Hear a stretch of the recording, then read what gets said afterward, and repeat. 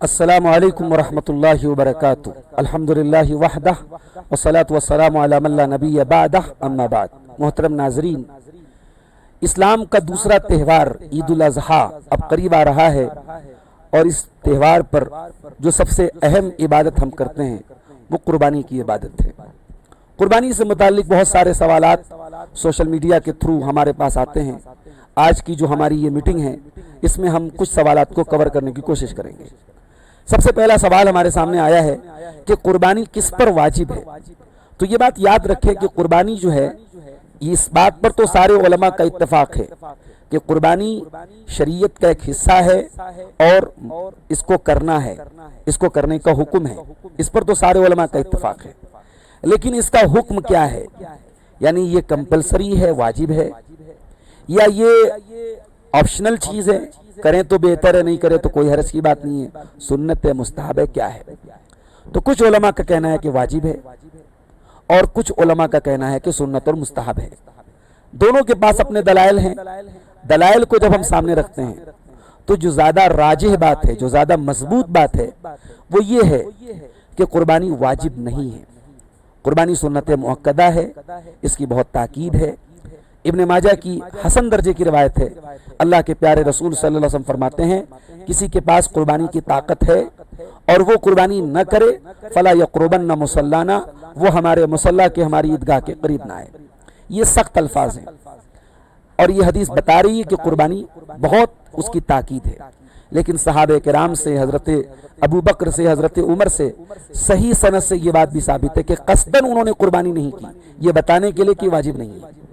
اور اسی طریقے سے صحیح مسلم کی روایت ہے، اللہ کے نبی صلی اللہ علیہ وسلم فرماتے ہیں کہ جو تم میں سے ذی الحجہ کا چاند دیکھے وہ اراد ان یضحیہ، اور قربانی کا ارادہ کرے، تو اگر یہ واجب ہوتی تو اللہ کے نبی صلی اللہ علیہ وسلم نے ارادہ کرنے کا اور چاہنے کا ذکر نہ کیا ہوتا، یہ واجب ہوتی، کرنا ہی کرنا ہوتا۔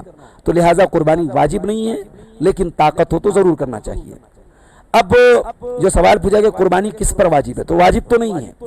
اب قربانی سنت ہے، مستحب ہے، اور بہت تاکید ہے اس کی۔ کس کو کرنا ہے؟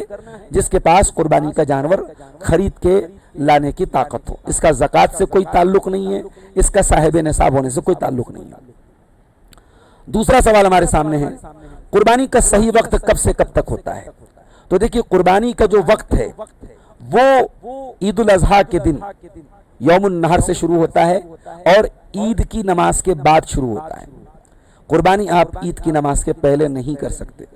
اگر آپ کریں گے، اللہ کے رسول صلی اللہ علیہ وسلم فرماتے ہیں گوشت آپ کو ملے گا، لیکن آپ کو قربانی کا ثواب نہیں ملے گا۔ قربانی کا ثواب تبھی ملے گا جب آپ عید الاضحیٰ کی نماز کے بعد قربانی کریں گے۔ کب تک کر سکتے ہیں؟ تو صحیح سند سے یہ حدیث ثابت ہے، ایام التشریق کلھا ذبح، کہ ایام تشریق سب کے سب قربانی کے دن ہیں۔ اب ایام تشریق کون ہیں؟ 11 ذی الحجہ، 12 ذی الحجہ، 13 ذی الحجہ۔ اس پر ساری امت کا اتفاق ہے کہ ایام تشریق ان 3 دنوں کو کہتے ہیں۔ تو جب اللہ کے رسول صلی اللہ علیہ وسلم سے صحیح سند سے یہ بات ثابت ہے کہ ایام تشریق سب قربانی کے دن ہیں، لہٰذا قربانی کا جو لاسٹ دن ہے وہ 13 ذی الحجہ ہے۔ 13 ذی الحجہ کو سورج غروب ہونے کے پہلے ہم قربانی کر سکتے ہیں۔ قربانی دن میں بھی کر سکتے ہیں، رات میں بھی کر سکتے ہیں، زیادہ بہتر ہے کہ ہم دن میں کریں۔ نبی علیہ الصلوۃ والسلام دن میں کرتے تھے۔ ایک سوال ہے کہ کیا ایک بکرے میں صرف ایک آدمی حصہ لے سکتا ہے؟ ابو ایوب انصاری کی صحیح حدیث ہے کہ اللہ کے رسول کے دور میں صحابہ ایک بکری کی قربانی پورے پریوار کی طرف سے کرتے تھے۔ اس کا مطلب یہ ہوا کہ ایک چھوٹا جانور ایک گھر کی طرف سے کافی ہے۔ اب گھر سے مراد کیا ہے؟ ایک گھر میں جوائنٹ فیملی میں 50 لوگ رہتے ہیں، وہ ایک فیملی مانے جائیں گے، وہ ایک بکرے کی قربانی پورے فیملی کی طرف سے کر سکتے ہیں۔ لیکن اگر سپریٹ فیملیز ہیں، ان کے کچن الگ ہیں یا ان کی کمائیاں الگ ہیں، وہ الگ الگ رہ رہے ہیں، تو وہ الگ الگ فیملیز مانی جائیں گی، اور ہر فیملی کو ایک جانور کی قربانی کرنی ہوگی۔ ایک چھوٹا جانور بھی پورے ایک پریوار کی طرف سے کافی ہے۔ اگلا سوال ہمارے سامنے ہے کہ گائے یا اونٹ میں کتنے لوگ حصہ لے سکتے ہیں؟ صحیح حدیث سے یہ بات ثابت ہے کہ گائے یا اونٹ میں 7 لوگ حصہ لے سکتے ہیں، 7 لوگ حصہ لے سکتے ہیں۔ اور میں یہاں پہ ایک بات یہ بھی کہوں گا کہ ہم ہندوستان جیسے ملک میں رہتے ہیں، اور یہاں کا جو قانون ہے، ایک یہاں کے سٹیزن ہونے کے ناطے اس کے قانون کو فالو کرنا بھی ہماری ذمہ داری ہے۔ اس لیے جہاں جن جانوروں کی قربانی پر پابندی ہو وہاں آپ ان جانوروں کی قربانی نہ کریں، آپ ایسا کوئی کام نہ کریں کہ قانونی طور پر آپ پریشانیوں میں گرفتار ہوں۔ یہ شریعت بھی آپ سے نہیں چاہتی ہے اور قرآن و سنت بھی آپ سے نہیں چاہتے ہیں کہ آپ جس معاملے میں وسعت اور اختیار ہے اس میں آپ ایسی کوئی صورتحال اپنائیں جس سے آپ یا آپ کی کمیونٹی کسی تکلیف میں پڑ جائے۔ اگلا سوال ہمارے سامنے ہے کہ کیا قرض دار آدمی پر قربانی واجب ہے؟ قرض دار کے اوپر کیا، ہم نے تو بتایا کہ عام آدمی کے اوپر بھی قربانی واجب نہیں ہے۔ اب کوئی آدمی اگر قرض دار ہے اور اس کے پاس اتنا پیسہ ہے کہ وہ قرضہ ادا کر سکتا ہے تو بہتر یہ ہے کہ وہ قرضہ ادا کرے، کیونکہ قرضہ ادا کرنا زیادہ ضروری ہے۔ لیکن قرضہ مان لیجئے بڑا ہے اور دھیرے دھیرے وہ قرضہ ادا کر رہا ہے اور اس کے پاس قربانی کرنے کی بھی طاقت ہے تو اس کو قربانی بھی کرنا چاہیے۔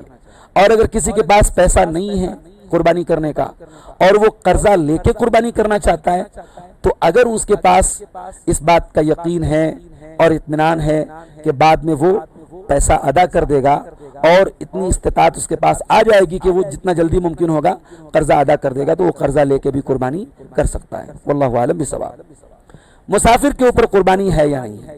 صحیح بات یہ ہے اگر مسافر کے پاس اتنا مال ہے دوران سفر کہ وہ جانور خرید سکتا ہے تو وہاں پر بھی وہ قربانی کرے گا۔ قربانی جس طریقے سے مقیم کو کرنا ہے مسافر بھی کر سکتا ہے۔ کیا عورت پر بھی قربانی واجب ہوتی ہے؟ واجب تو نہیں ہے، لیکن اگر کوئی عورت مال کی مالک ہے، اس کے پاس مال ہے ضرورت سے زائد اور وہ قربانی کا جانور خرید سکتی ہے تو یقیناً وہ قربانی کا جانور خرید سکتی ہے اور قربانی کر سکتی ہے، بلکہ اگر استطاعت ہو تو کرنا چاہیے۔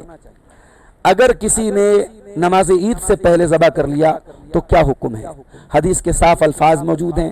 اللہ کے رسول نے فرمایا تلک شاۃ لحم، قربانی کا ثواب نہیں ملے گا، گوشت ملے گا، آپ گوشت سے فائدہ اٹھائیں گے، آپ کو قربانی کا ثواب نہیں ملے گا۔ کیا مرے ہوئے والدین کی طرف سے قربانی کر سکتے ہیں؟ یہ سوال اکثر آتا ہے۔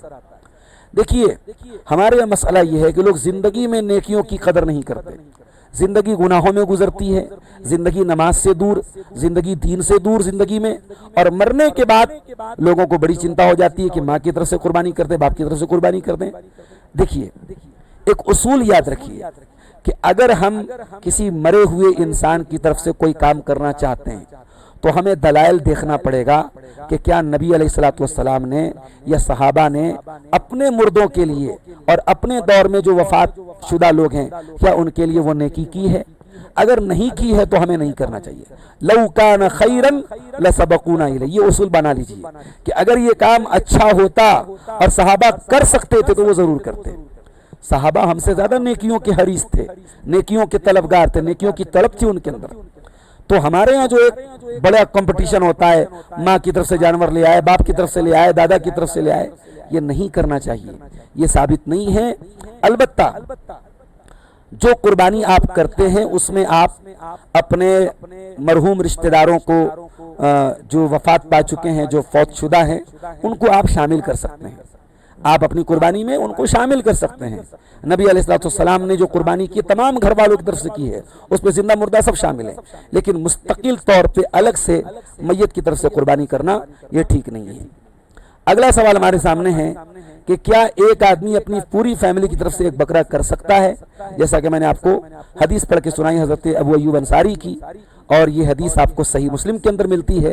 وہ کہتے ہیں کہ اللہ کے رسول کے دور میں صحابہ ایک بکرے کی قربانی پورے گھر والوں کی طرف سے کر لیتے تھے، بعد میں لوگ مباحات کرنے لگے، بڑھا چڑھا کے کرنے لگے، تو حضرت ابو ایوب انصاری نے اس پر طنز کیا، اس پر کرٹیسائز کیا، تو پتہ یہ چلا کہ ایک جانور کی قربانی پوری ایک فیملی کی طرف سے ہو سکتی ہے، اس سے زیادہ کوئی کرنا چاہے تو کر سکتا ہے، لیکن فخر کے طور پہ اور دکھاوے کے طور پہ نہیں کرنا چاہیے۔ کیا قربانی کا گوشت کن لوگوں میں تقسیم کرنا چاہیے؟ اللہ تعالیٰ نے قرآن کریم میں فرمایا قربانی کا ذکر کرتے ہوئے فَقُلُوا مِنْهَا وَأَطْعِمُوا الْبَائِسَ الْفَقِيرَ، قربانی کا گوشت خود کھاؤ اور غریبوں اور فقیروں کو کھلاؤ۔ حدیثوں میں اللہ کے نبی نے فرمایا کُلُوا وَتَصَدَّقُوا وَادَّخِرُوا، کھا بھی سکتے ہو، صدقہ بھی کر سکتے ہو، ذخیرہ اندوزی بھی کر سکتے ہو۔ تو شریعت نے کوئی کرائٹیریا نہیں بنایا کہ ہم کتنا کھائیں، کتنا بانٹیں، کتنا صدقہ کریں۔ بعض علماء نے، بعض اہل علم نے قربانی کے 3 حصے کرنے کی بات کہی ہے کہ 1/3 حصہ جو ہے وہ ہم غریبوں میں تقسیم کر دیں، 1/3 حصہ رشتہ داروں میں بانٹ دیں اور 1/3 حصہ خود استعمال کریں، مگر اس کی کوئی مضبوط دلیل نہیں ہے۔ انسان کو اختیار ہے، انسان اپنی ثوابدید سے اور ضرورت اور حالات کے تحت پورا بھی صدقہ کر سکتا ہے، پورا رشتہ داروں کو کھلا سکتا ہے، اپنے استعمال میں بھی لا سکتا ہے، لیکن بہتر یہ ہے کہ انسان سارا اپنے اوپر استعمال نہ کرے، غریبوں اور فقیروں اور خاص طور سے وہ لوگ جنہوں نے قربانی نہیں کی ہے ان کے اوپر بھی وہ اس قربانی کے گوشت کو تقسیم کرے۔ کیا قربانی کی کھال بیچ سکتے ہیں؟ حدیث میں منع کیا گیا ہے۔ قربانی کی کھال بیچ کر کے اسے اپنی ذات پر خرچ کرنا اس سے منع کیا گیا ہے۔ قربانی کی کھال کو آپ صدقہ کر سکتے ہیں، اسے آپ جو ہے بیچ کر کے اس کی قیمت صدقہ کر سکتے ہیں، لیکن اسے اپنے اوپر آپ استعمال نہیں کریں گے یا بیچ کر کے اس کی رقم خود استعمال نہیں کریں گے۔ کسائی کو محنتانے کے طور پر گوشت یا کھال دینا کیا جائز ہے؟ نہیں جائز ہے، اللہ کے رسول نے منع کیا ہے۔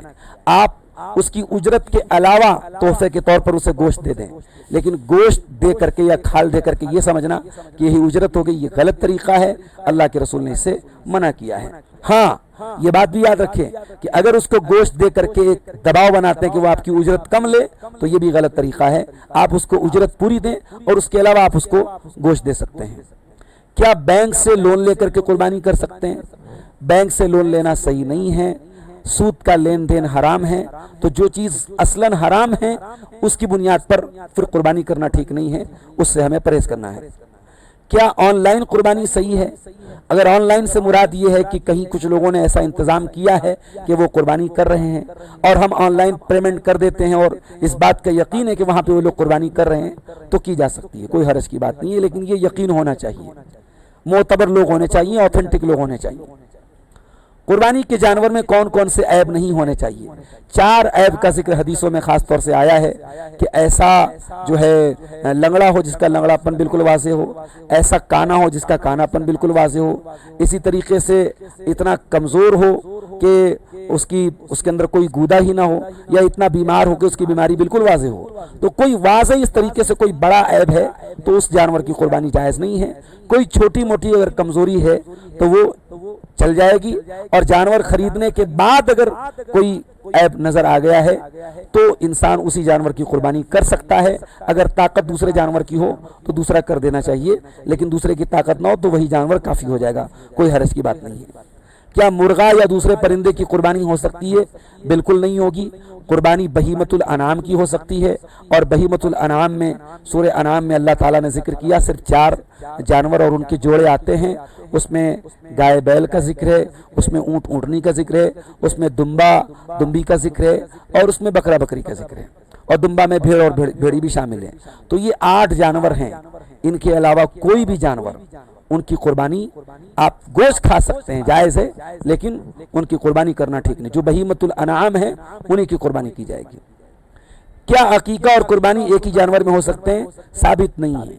اللہ کے رسول اور صحابہ سے ایسا کوئی ثبوت نہیں ملتا کہ ایک ہی جانور میں وہ عقیقہ بھی کر لیتے ہوں اور قربانی بھی کر لیتے ہوں۔ ہاں اگر کسی بچے کا عقیقہ پینڈنگ ہے، آپ قربانی کے موقع پہ عقیقہ کے لیے مستقل ایک جانور لے آئیں، کر سکتے ہیں، لیکن ایک ہی جانور میں عقیقہ بھی کر دیں، قربانی بھی کر دیں، یہ ٹھیک نہیں ہے، یہ عمل صحابہ سے ثابت نہیں ہے۔ قربانی نہ کرنے کے لیے کیا وعید ہے؟ اللہ کے رسول کی حدیث میں نے آپ کو پڑھ کے سنائی، بڑے سخت الفاظ ہیں، قربانی کی طاقت ہے اور نہ کرے تو ہماری عیدگاہ کے قریب نہ آئے۔ تو گویا کہ وہ عید الاضحیٰ کی خوشیاں منانے کا اسے حق نہیں ہے، لہٰذا جس انسان کے پاس استطاعت اور طاقت ہو اسے ضرور قربانی کرنا چاہیے۔ کیا بال اور ناخن نہ کاٹنے والی حدیث صحیح ہے؟ بالکل صحیح ہے، صحیح مسلم کی روایت ہے کہ جو ذی الحجہ کا چاند دیکھے اور قربانی کا ارادہ کرے وہ اپنا بال اور ناخن نہ کاٹے۔ جو گھر کا مین مکھیا ہے، جو مالک ہے مال کا، اس کے لیے یہ حکم ہے، باقی لوگوں کے لیے بہتر ہے کہ وہ بھی اپنے بال اور ناخن نہ کاٹیں۔ اور جس انسان کے پاس قربانی کی طاقت نہیں ہے اس کے بارے میں بھی ابو داؤد کی ایک حدیث ہے اور حسن درجے کی حدیث ہے کہ اگر وہ اپنے بال اور ناخن کو نہ کاٹے اور عید کے دن جب تمام لوگ قربانی کر لیں اس دن وہ اپنے بال اور ناخن کاٹ لے تو اس کو بھی قربانی کا ثواب فتل کا تمام اضحیت ہی، اس کو بھی قربانی کا ثواب ملے گا۔ لہٰذا جس کو قربانی نہیں کرنا ہے اس کو بھی بال اور ناخن نہیں کاٹنے چاہیے۔ کیا بیوی اپنے پیسوں سے الگ قربانی کر سکتی ہے؟ اگر شوہر نہیں کر رہا ہے تو کر سکتی ہے، شوہر کر رہا ہے تو کافی ہے، اس کو الگ سے کرنے کی ضرورت نہیں ہے۔ ہاں اللہ تعالیٰ نے اگر عورت کو صاحب مال بنایا ہے اور اس کو جذبہ ہے کہ ہم اپنی طرف سے بھی کچھ قربانی کریں تو کرا سکتی ہے، کوئی حرج کی بات نہیں ہے، لیکن اتنا کچھ خاص مال ہو نہیں، نہ مال ہو اور شوہر آلریڈی قربانی کر رہا ہو تو بلا وجہ دکھاوے کے لیے کام نہیں کرنا چاہیے، لیکن عورت کے پاس اگر مال ہو تو وہ قربانی کر سکتی ہے۔ کیا ای ایم آئی پر جانور خریدنا جائز ہے؟ اگر بغیر انٹرسٹ کے کہیں سے ادھار مل رہا ہے جانور اور قسطوں پہ آپ پیمنٹ کر سکتے ہیں تو آپ لے سکتے ہیں، بالکل قربانی کر سکتے ہیں آپ۔ اگر جانور بھاگ جائے یا مر جائے تو کیا کرنا ہوگا؟ انشاءاللہ آپ قربانی کی نیت سے لائے تھے اور آپ کی کوتاہی سے نہیں بھاگا ہے، آپ کی کمی سے آپ کی طرف سے کوئی کمی نہیں رہی ہے تو انشاءاللہ آپ کو ثواب ملے گا، لیکن اگر طاقت ہو دوسرا جانور لینے کی تو ضرور لے لیجئے تاکہ آپ کو اور زیادہ ثواب ملے۔ کیا نابالغ بچوں کی طرف سے قربانی کی جاتی ہے؟ پورے پریوار کی طرف سے آپ جب قربانی کریں گے اس میں نابالغ بچے بھی شامل ہو جائیں گے، اور اگر آپ کو اللہ تعالیٰ نے نوازا ہے سارے بچوں کے لیے آپ الگ الگ جانور لا رہے ہیں اور اس میں نابالغ بچوں کی طرف سے بھی آپ جانور لا کے قربانی کر رہے ہیں تو آپ کر سکتے ہیں، لیکن ان کی طرف سے بھی کرنا ہوگا تو جو یا تو سمجھدار کوئی بڑا بچہ قربانی کرے، چھری چلائے، یا بالغ انسان چلائے۔ بہت چھوٹے نابالغ بچے جو سمجھدار نہ ہو ان سے چھری نہیں چلوانی چاہیے۔ سفر میں رہنے والا آدمی اپنے گھر والوں کی طرف سے قربانی کر سکتا ہے؟ بالکل کر سکتا ہے۔ سفر میں رہنے والے کی طرف سے اس کے گھر والے بھی کر سکتے ہیں اور وہ بھی چاہے تو اپنے گھر والوں کی طرف سے کر سکتا ہے، کوئی حرج کی بات انشاءاللہ نہیں ہے۔ تو یہ چند مسائل ہیں قربانی کے تعلق سے۔ اللہ سے دعا ہے رب العالمین ہمیں اپنی قربانیوں میں اخلاص کے ساتھ اپنی قربانیاں کرنے کی توفیق عطا فرمائے، آمین۔ والسلام علیکم ورحمۃ اللہ وبرکاتہ۔